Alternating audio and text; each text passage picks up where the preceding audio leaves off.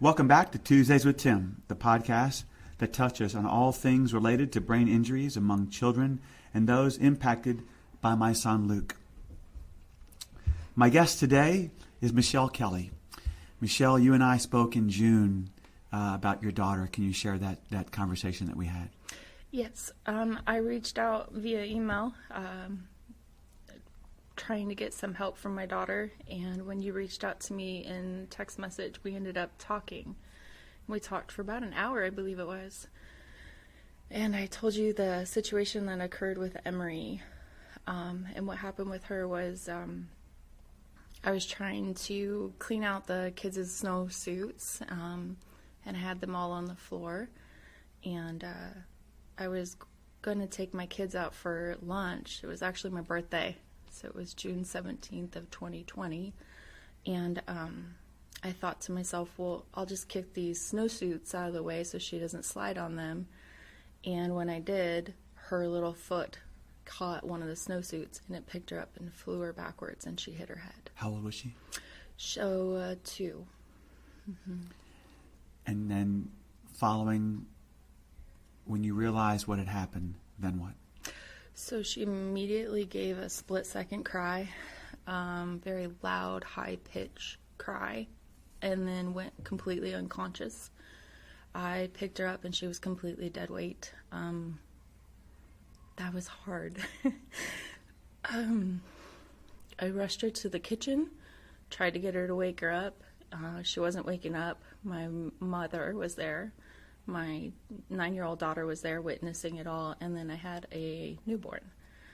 And we started splashing cold water on her face, trying to rub her chest.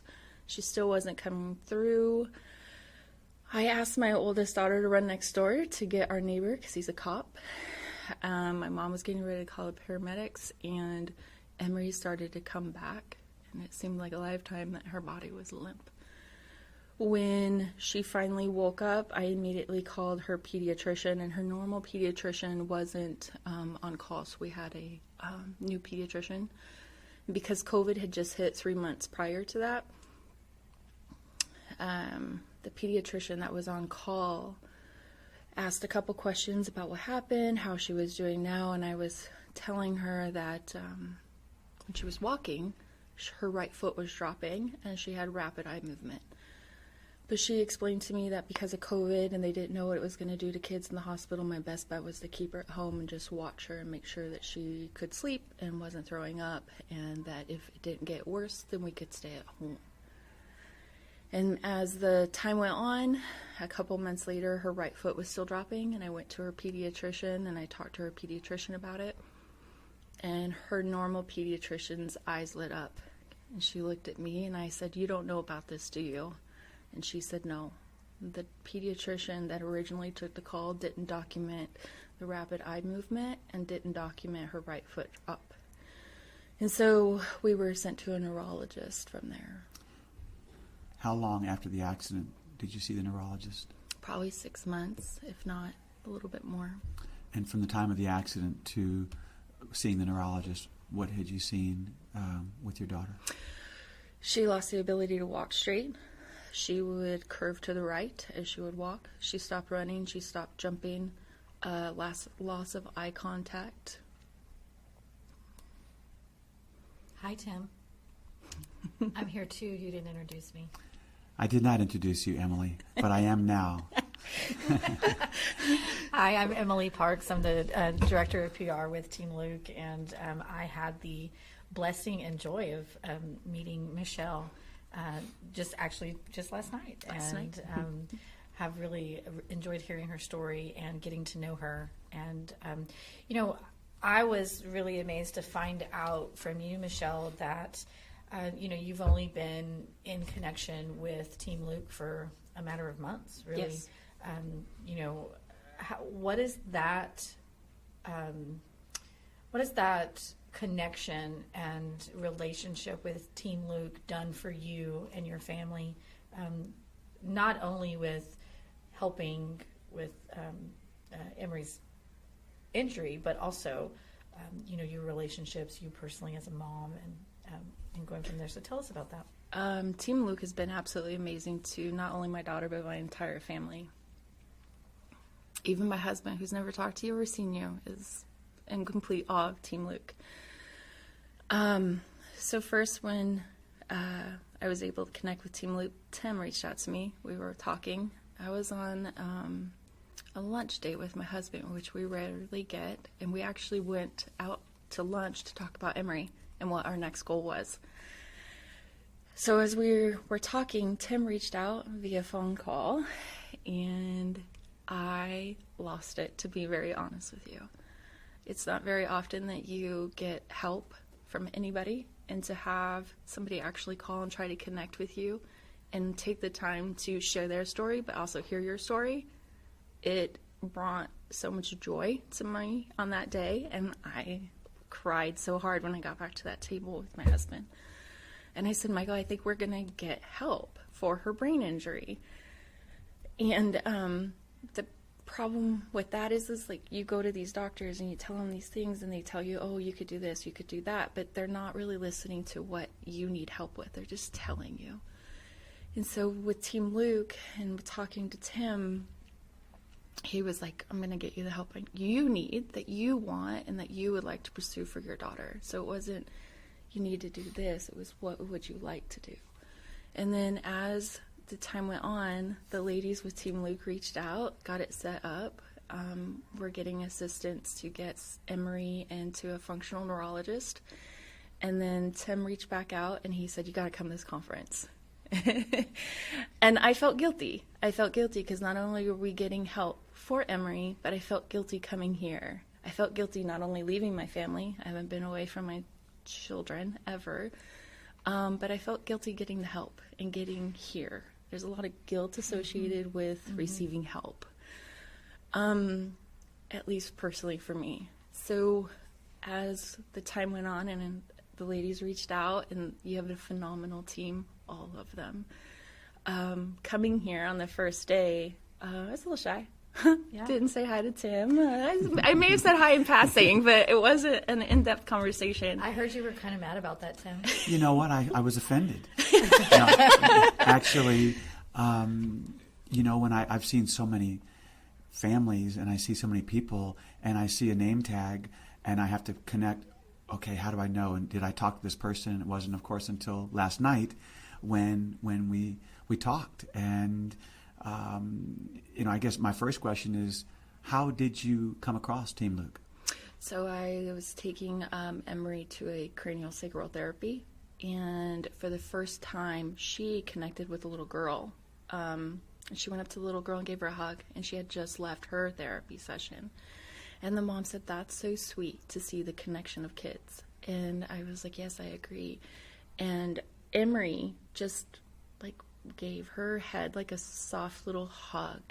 And her mom said, oh, hey, let's connect. And her mom had accidentally forgot to send me the message. So I just thought, okay. And then months later, her mom sent me this very long, detailed text message. And one of the things was Team Luke.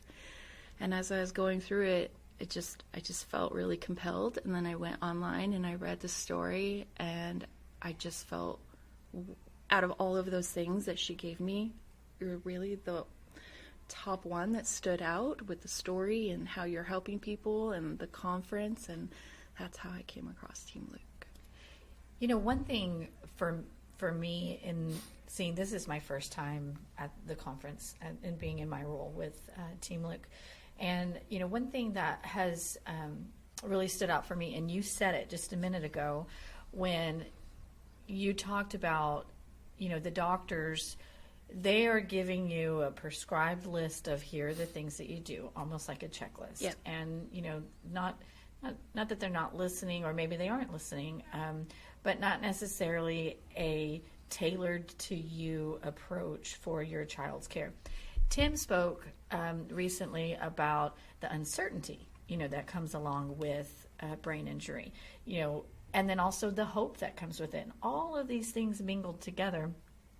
And what you mentioned about Tim saying, I want to help you get the help that you need, that your family needs, that your child needs. And it's tailored and specific. And what is, Emory dealing with, and what is the family dealing with, and how can we provide those resources for you? So I hear you say, I want to go back a little bit, and I hear you say that there's some guilt associated with, receiving help. Yes. And please know that you are not the only, look, all the hair on my arm standing up. You are not the only parent. You're not the only mother. You're not the only person that feels that. That is something that we all deal with. And for you to be able to admit that is super strong and super inspiring. I just want you to know that. So how does it make you feel now to know that we're going to look at this? Tim's going to come alongside you. I'm here with you. We sat at dinner together, and the ladies in the group, to help you get what you need and not have to feel guilty about that. I think it was a big shift in my outlook on things like yesterday. Yesterday was a game changer for me. When I got here, as you know, I kind of kept to myself. I'm trying to soak it all in, because a little bit of the guilt is to seeing other parents with children who might be in greater need than my daughter. But I still have to remember that my daughter has a brain injury, and she still needs to receive help. It's just maybe not at the severity of somebody else's, and I can't judge those two together. I have to be the mom that I need to be for Emory and help her.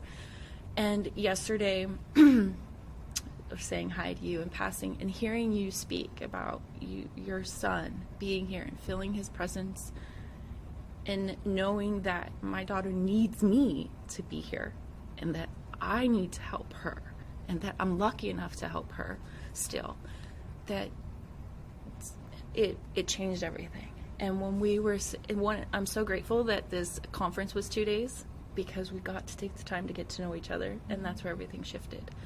Last night at our team dinner, I was brave enough to sit near a purple shirt for Team Luke, and Emily reached out to me, and she was very compassionate and asked if I would share my story, not what my story was, but asked if I would share my story, and those words changed it. I didn't feel pressured to share my story, right? Because like I said, I also feel Emory's injuries are all internal, so you don't see them. And so that's hard, because I feel like there's judgment there. And so when you asked me that, I thought, okay, just let it all go. Yeah. And I did. And then not only did I feel at ease because I was asked to share my story instead of just what it is, but then we got to change it to like a personal level. Yeah. We got to talk, and we got to be friends and hear each other's life story outside of just our children. Right. And from going from this shy person on the first date to realizing these are like my people, and feeling like I don't have to stay sheltered, and that I can receive help and not feel guilty about it. We have families from Maryland and Florida and California and Washington, all over the country. But as you were walking out of the hotel, or from the hotel to our dinner last night, you were in the elevator with someone. Tell us that story. It's incredible.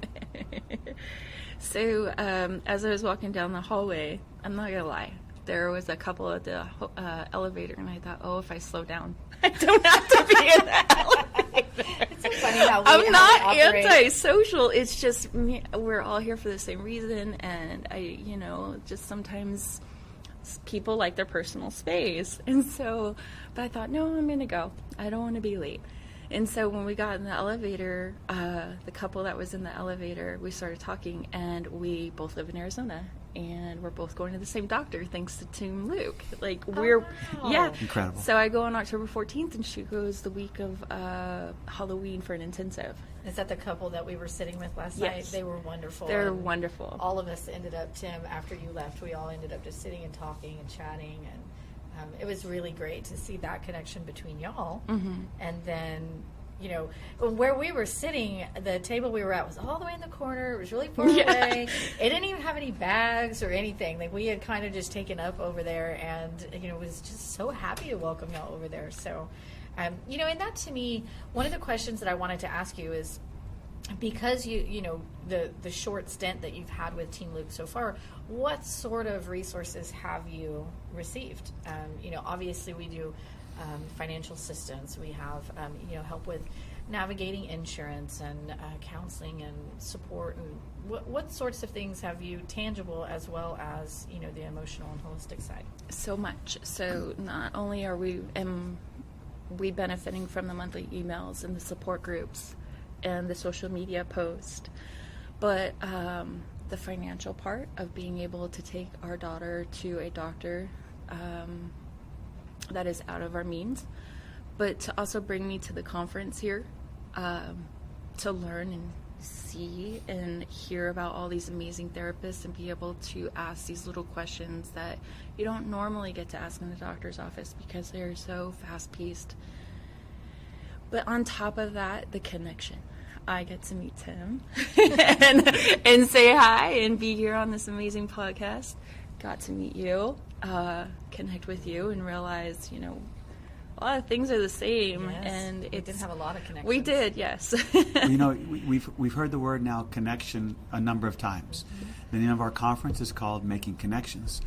But not only are you able to listen to some incredible presentations from some doctors and just some awesome learning opportunities, but you've also connected with other families, which is so powerful because these are friends that you'll have forever because you're in it together. It's so easy for me when I was going through this. I have a lot of friends, but when you are in the middle of the night taking care of your son, you feel isolated. Yeah. You don't think about those friends at that moment. And I think that's the underlying, the overwhelming response from parents is the beauty of being able to connect with families that are in the same shoes. Yes. And last night, as we were hanging out well till 10 o'clock at night and having a good time and laughing and sharing our stories, I haven't been able to do that in years. And as I was in my hotel room, I thought about you. And I thought, how could I tell Tim thank you? What can I do for Tim? And I thought, you know what, Michelle, just tell him. That's really all this man needs is to be told. And so I have a hard time talking to you without crying. All the emotions come up, but they're good emotions. I'm not fearful anymore because there are really good people that are out here to help us. It's just a matter of me getting past my fear of asking for help. And when I saw you today, I made it a point to go up to you and tell you I am so thankful for you sharing your son with us and feeling the presence of your son. And what got you here is helping us, and it's a true blessing to receive help from you and your son and to meet amazing people. I came into this weekend, as I've done the last two, feeling excited to meet new people, to continue relationships with those I've already met, but at the same time a little bit anxious because your eyes looked heavy yesterday. Well, Yes. I woke up imagining that I was actually getting Luke ready, because I know what it's like to get your child ready with special needs, meds, feeds, changing, and then you've got to be somewhere at a certain time. And so when I saw those wheelchairs come up, I knew it wasn't just easy. But once I'm in the presence of so many people that need us, I'm in that mode. Before and after, it's not always easy, but this has been a special time for me. And as I said earlier today, I do feel Luke's presence, because anytime someone comes up to me and talks about Team Luke, that second word is my son.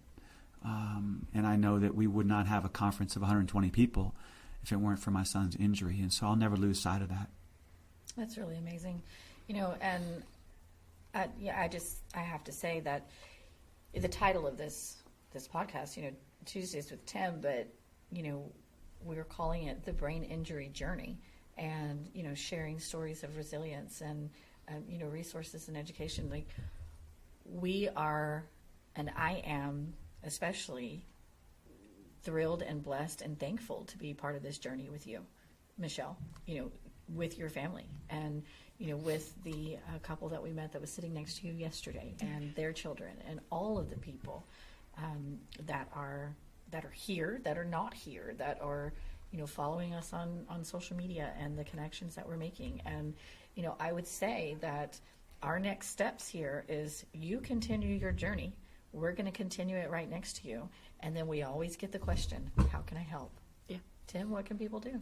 Well, before I even answer that, I think you also learned something about yourself, the personal growth. Someone who said, I'm shy, I'm going to be in the corner, and you came up to me and you've been talking to families, and so I think if nothing else, it's life-changing just for you personally. Would you agree? Yes. I've been able to talk about some of the amazing treatments that my daughters received to help these other parents, and to be able to open up and talk to these parents and caregivers here and not be fearful and try to help somebody else because of Team Luke is helping me help them.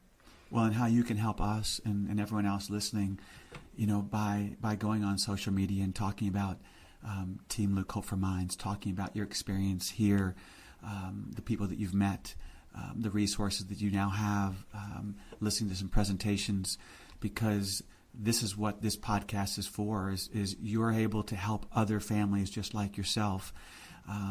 Because as caregivers, as parents, we're here to take care of our child, but we have to take care of ourselves.